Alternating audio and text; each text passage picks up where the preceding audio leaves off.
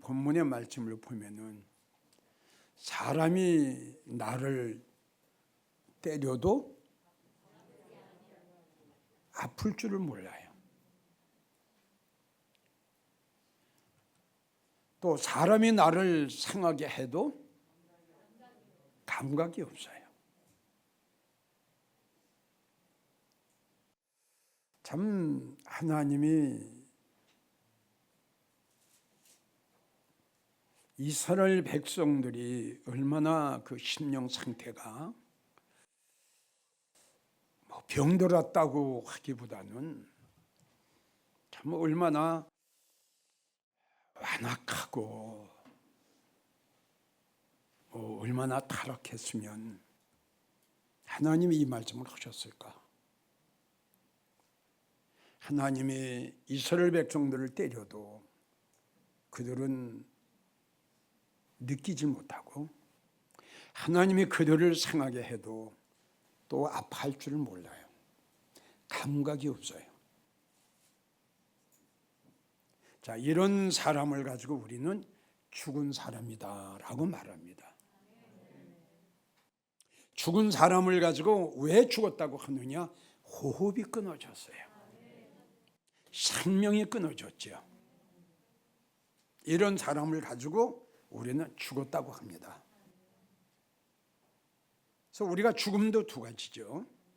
영적인 죽음이 있고 육적인 죽음이 있는데 오늘 본문에 하나님께서 말씀하신 것은 육적인 죽음이 아니라 영적인 죽은 자들에게 하신 말씀이에요. 참 이런 말씀을 볼 때마다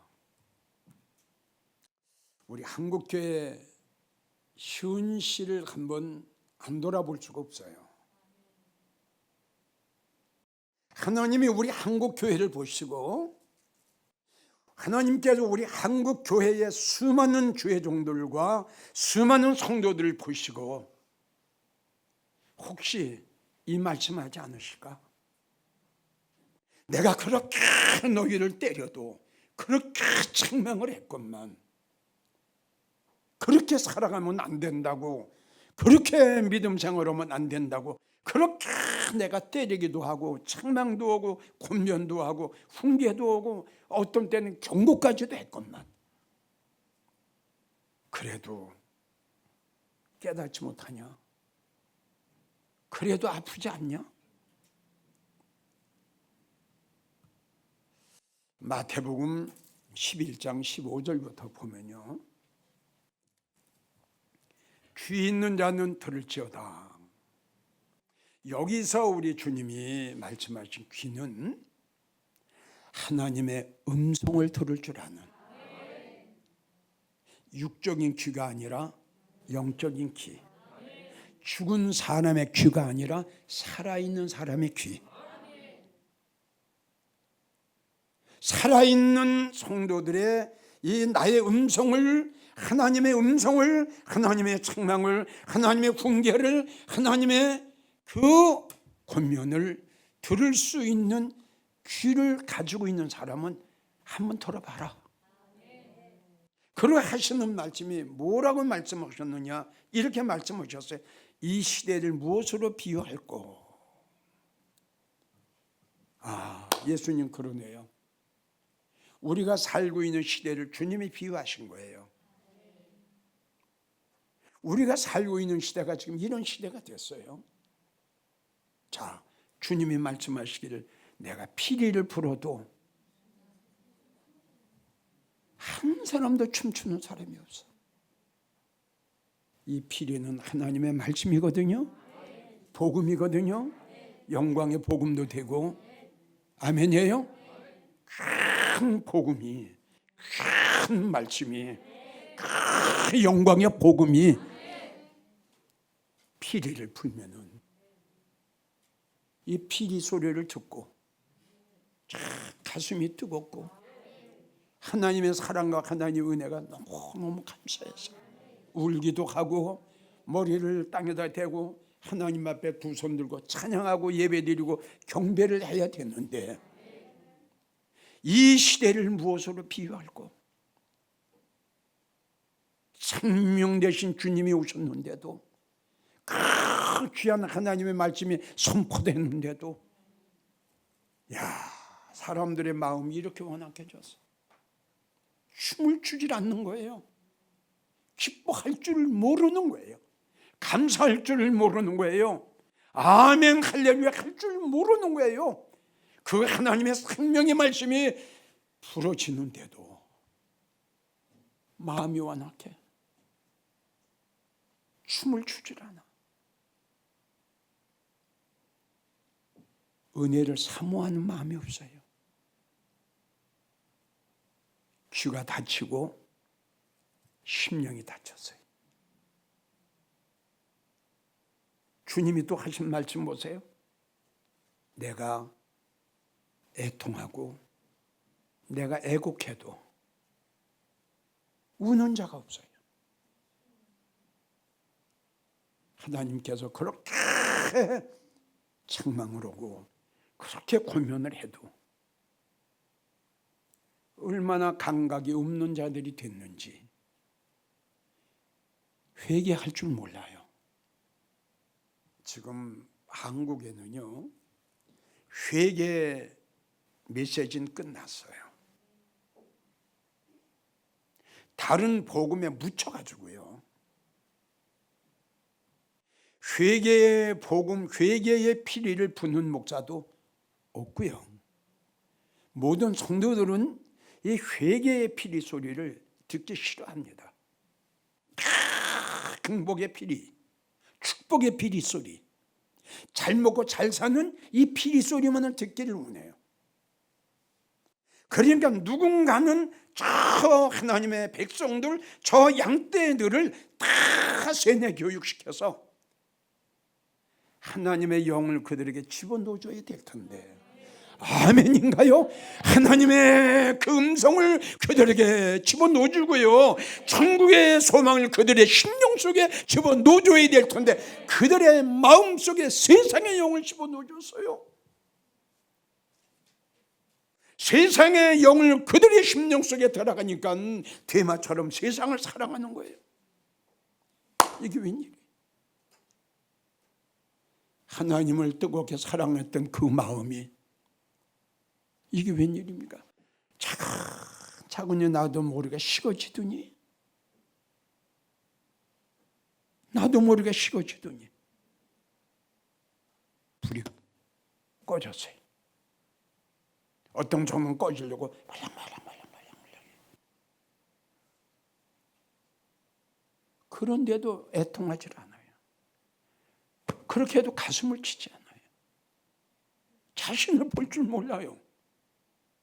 오래됐는데, 떨어지고 식어진 지가 오래됐는데. 왜요? 감각이 없잖아요. 감각이 없잖아요. 감각이 없는 사람을 어떤 사람이다? 죽었죠.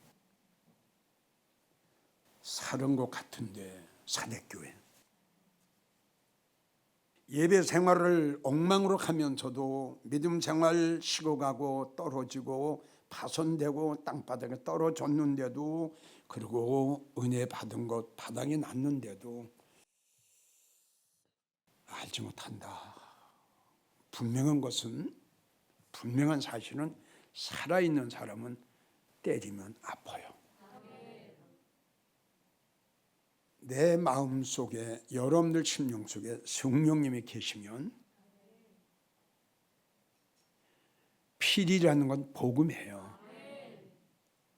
하나님의 방망이는 말씀이에요. 지혜자의 설교는 방망이에요. 찔러요. 그럴 때 감각이 있는 사람은 주여, 하나님, 오늘 설교를 들어보고 잠언 23장 35절의 말씀을 보니까 나네요. 우리는 이 시간도 하나님이 우리에게 이 본문의 말씀을 통해서 깨닫게 하시고 알게 하시고 나를 발견하게 하시고 나를 찾게 하시는 거예요. 혹시 내가 영적으로 감각이 없는 자 아닌가?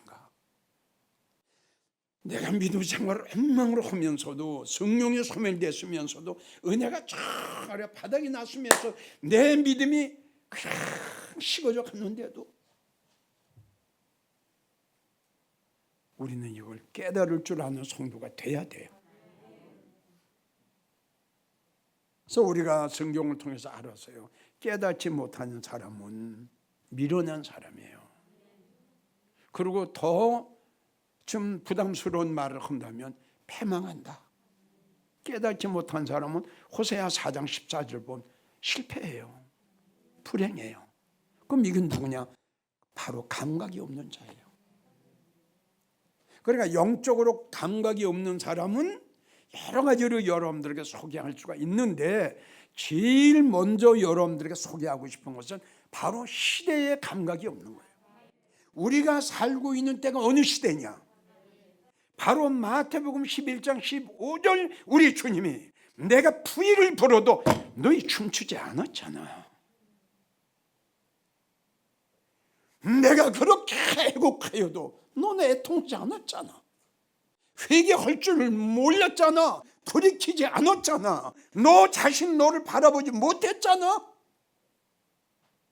여러분들, 우리 영광제일교회 성도들이 힘들고 참 어렵고 참 살아가기가 어려운 환경 속에서도 왜 지금까지 그 예배 중요성을 알고 왜 그렇게 주님을 기다립니까? 나는 그렇게 생각합니다.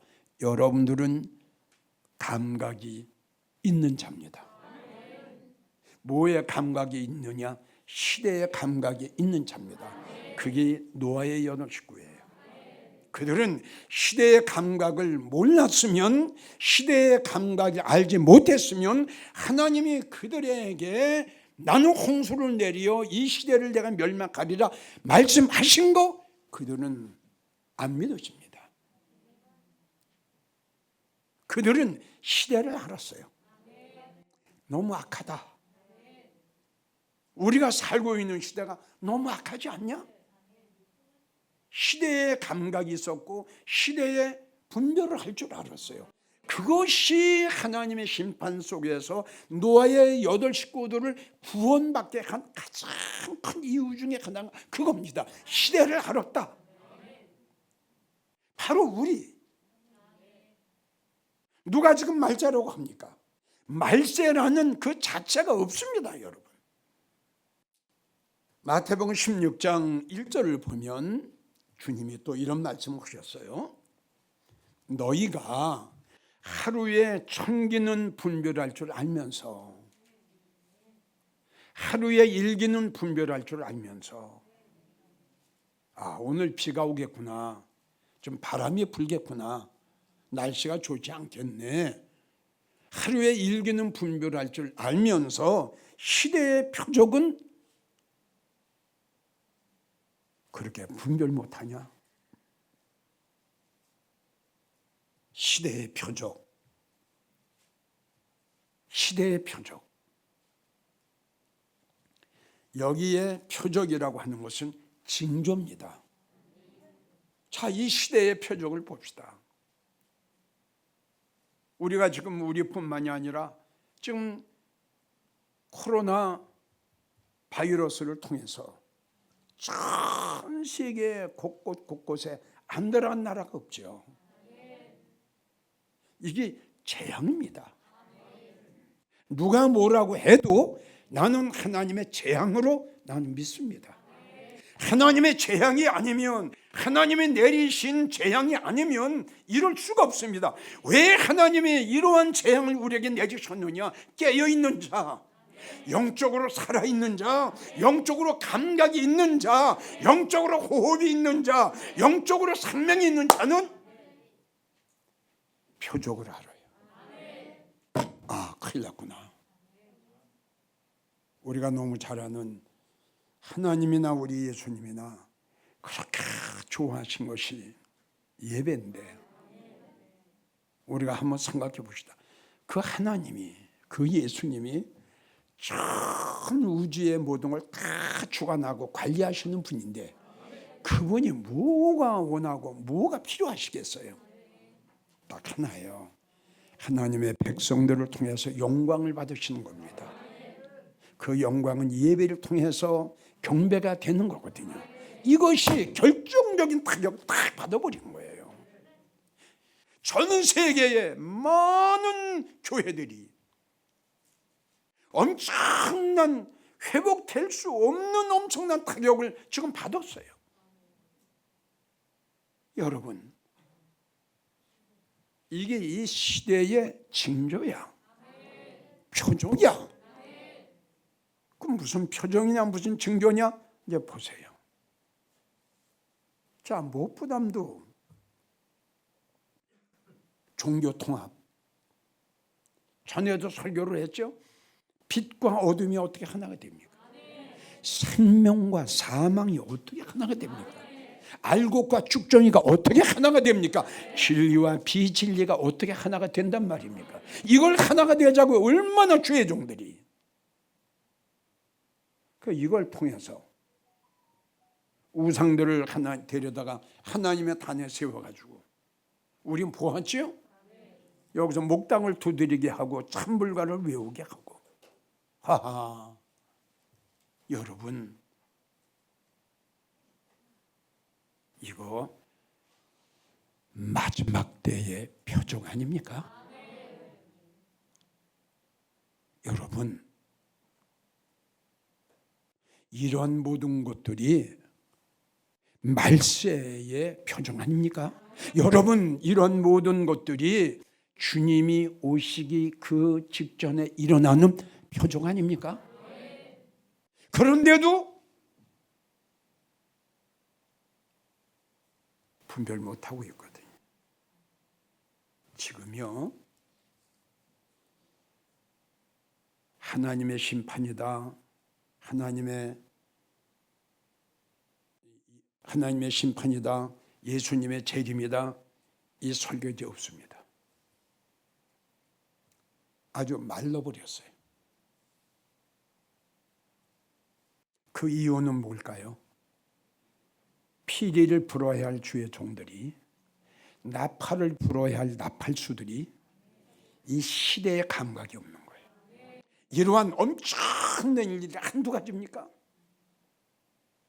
아주 엄청난 사건들이 하나님을 배신하는 행위, 하나님을 거역하는 행위,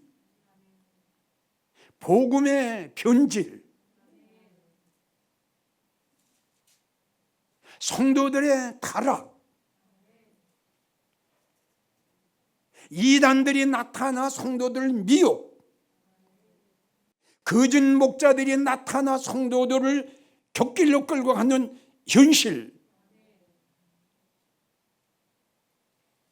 거짓 목자들이 나타나 성도들을 속이는, 싹군 목자들이 양의 옷을 입고 양떼들 잡아먹는 못된 목자, 이루 말로 다 할 수 없는 엄청난 마지막 때의 말세의 표적들이 일어나고 있건만 어찌해서 한국교회는 이 피리 소리가 안 들려? 어찌해서 한국교회는 이 나팔 소리가 안 들리나? 보아라, 천만의 성도들아, 보아라, 수십만의 주의 종들아, 눈을 크게 뜨고 이 시대의 표적을 좀 봐라. 자, 누가복음 24장 45절 46절, 이것 또한 우리 주님이 친히 하신 말씀이에요. 이게 마지막 때에 일어나는 이것도 표적입니다. 마지막 때에 일어나 이것도 징조입니다. 이 말씀이 주님이 이렇게 말씀하셨어요. 누가, 이거는 목사를 말씀하신 거예요. 주의 피리를 부는 목사들을 이야기하시고, 어느 목사가, 어느 나팔수가, 어느 피리를 부는 목사가, 이 말씀이에요.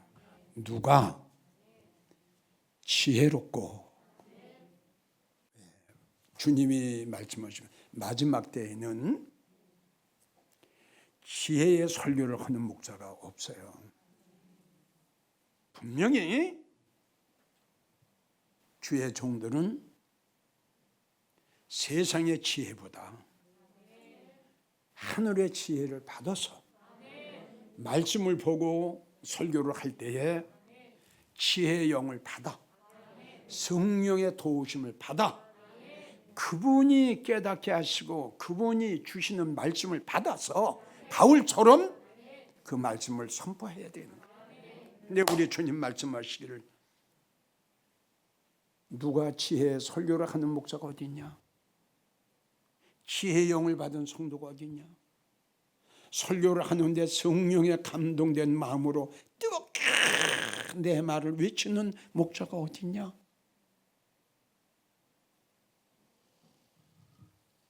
두 번째, 주님이 하신 이 시대의 표적. 누가 충성된 목자가 어디 있냐? 다 사람에게 충성하고 세상에 충성하고 인간에게 충성하고 내 말에 충성하는 자가 어디 있냐? 나에게 충성하려고 하는 자가 어디 있냐? 내가 보는 교회에서는 두 가지 목사들 만나기가 힘들어요. 너무 힘들어요. 아주 드물어요. 지혜의 영을 받아서 지혜 설교를 하는 목사님들도 만나기가 어렵고요. 오직 예수예요. 두 번째, 누가 충성, 이건 오직 예수예요. 돈도 명예도 권세도 교회 욕심도 성도 욕심도 물질 욕심도 다 내려놓고 바울처럼 오직 살아도 죽어도 먹어도 굶어도 사나 죽으나 이런 목사가 주님 앞에 충성하는 목사랍니다. 없어요. 세 번째, 이 시대의 표적이 뭐냐? 그 시대에 맞는 설교를 해주는 목사가 없어. 그 시대에 그 때에 맞는 꼴을 양떼들에게 먹일 수 있는 목사가 없다는 거예요. 이거 세 가지 또한 마지막 때의 표적이에요. 잘 이해가 되나요? 46절에 우리 주님이 하신 말씀이 우리에게 하신 말씀이 이렇게 하는 종은 세 가지예요. 이렇게 하는 종은 주인이 올 때에 복 있는 종이 될 것이다. 불행하게도 이렇게 하는 주의 종들이 참 별로 없네요. 전에도 내가 우리 목사님들에게 외쳤습니다. 이제부터 목사님들은 이제 정말 설교를 이제 바꿔야 됩니다. 주님이 말씀하셨잖아요. 누가 지혜가 있고 누가 충성돼서 그 집 사람들을 맡아 그 시대에 맞는 설교를 해줄 자가 누구냐 그랬잖아요. 이걸 먹여줘야 짱대들 삽니다. 지금 이거 아니면 안 돼요. 성도들이 먹어야 할 꼴이 있어요. 아멘입니까? 성도들이 들어야 할 설교가 있어요. 죽은 영혼들을 살리는 설교가 있어요. 그러니까 다시 행복의 설교 안 돼요. 축복의 설교 안 돼요. 부자되는 설교 안 돼요. 여러분 이제는 시대가 여기까지 왔잖아요. 다 무덤으로 다 변해가잖아요. 살려야지요. 에스겔 37장을 보세요. 방법은 하나밖에 없어요. 생기를 불어넣어줘야 돼요. 하나님의 생명의 말씀 아니면 안 돼요. 여러분 잠언 15장 23절 보세요. 때에 맞는 말이 얼마나 복되냐. 그렇죠. 이 시대에 맞는 설교를 듣는 성도가 복받은 성도고 지혜자의 설교예요. 그게 보세요. 그 시대에 맞는 설교가 얼마나 아름다우냐. 없어요. 정말 없어요. 그리고 전도서 8장 17절 마땅한 때에 먹는 이 나라에 너희는 복이 있도다.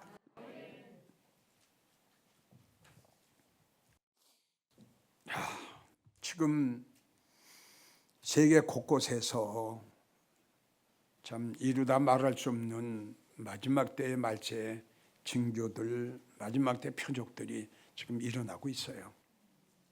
이제 언제 어느 때 하나님 집에서 심판하실 그 심판할 날이 임할는지 우리는 알 수 없으되 지금 여러분들에게 말씀드린 대로 이 시대에 일어나는 표적을 보고 우린 알아야 돼요.